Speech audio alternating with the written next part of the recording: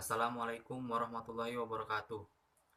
Di sini saya akan menjelaskan kasus yang terjadi pada PT Drydox World Graha.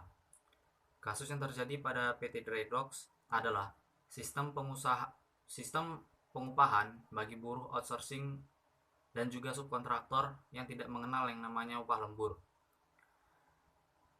Bahkan pada banyak kasus, buruh yang tidak masuk kerja pada hari Sabtu dan juga Minggu akan dipotong upahnya.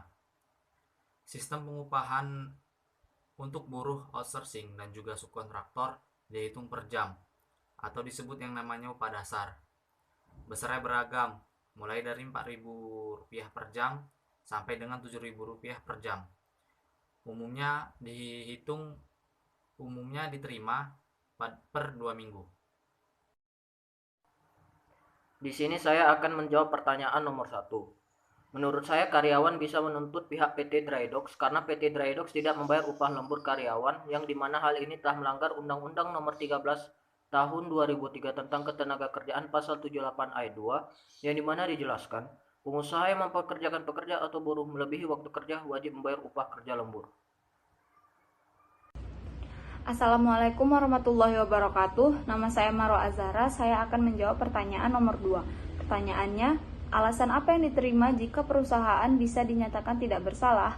Jawabannya, alasan yang membuat PT Drydox tidak bersalah adalah jika pihak PT Drydox dan pihak karyawan telah membuat kesepakatan terkait dengan upah karyawan, di mana hal ini sesuai dengan Undang-Undang Nomor 13 Tahun 2003 tentang Ketenagakerjaan Pasal 52 ayat 1, di mana sudah jelas bahwa perjanjian kerja dibuat atas dasar 1. Kesepakatan kedua belah pihak, 2. Kemampuan atau kecakapan melakukan perbuatan hukum, yang ketiga adanya pekerjaan yang diperjanjikan, yang keempat pekerjaan yang diperjanjikan tidak bertentangan dengan ketertiban umum, keasusilaan, dan peraturan perundang-undangan yang berlaku. Assalamualaikum warahmatullahi wabarakatuh. Saya akan menjawab pertanyaan nomor 3. Menurut Anda sistem upah lembur yang bagaimana yang akan diterima karyawan sehingga tidak terjadi seperti kasus pada PT Drydox? Jadi, sistem upah lembur yang baik bagi karyawan adalah sistem yang berdasarkan undang-undang yang telah ditetapkan pemerintah di mana terdapat dalam pasal 88 ayat 3 Undang-Undang Cipta Kerja nomor 11 tahun 2020.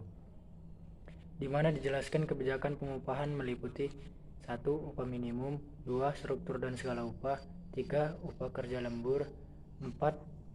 Upah tidak masuk kerja atau tidak melakukan pekerjaan tertentu, 5. Bentuk dan cara pembayaran upah, 6. Hal-hal yang dapat diperhitungkan dengan upah, 7. Upah sebagai dasar perhitungan atau pembayaran hak dan kewajiban lainnya.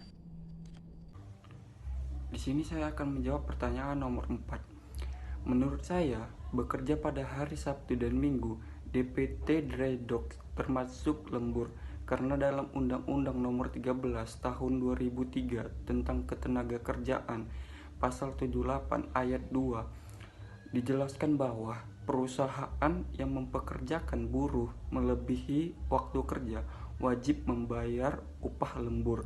Hal ini yang menyebabkan bahwa pada hari Sabtu dan Minggu termasuk lembur bagi buruh PT Drydox. Faktor-faktor yang mempengaruhi besar kompensasi yaitu yang pertama, tingkat kompensasi yang berlaku di perusahaan lain. Yang kedua, tingkat kemampuan perusahaan. Yang ketiga, jenis pekerjaan dan besar kecilnya tanggung jawab. Yang keempat, peraturan perundang-undangan yang berlaku. Yang kelima, peranan serikat